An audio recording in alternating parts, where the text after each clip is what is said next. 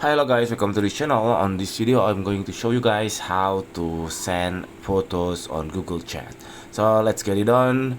Obviously the first one you have to do, you open your Google Chat.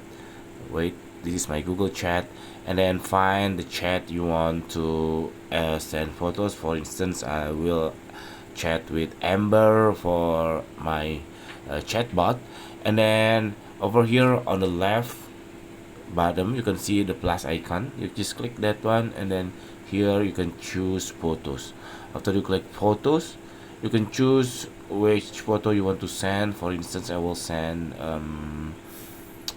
these photos maybe here, and then click add, and then you can click send on the down right below. Just click send, and simple like that, just as it is. It's very simple. I hope it's helpful for you. If you should, please subscribe our channel. Thank you for watching guys. Bye bye.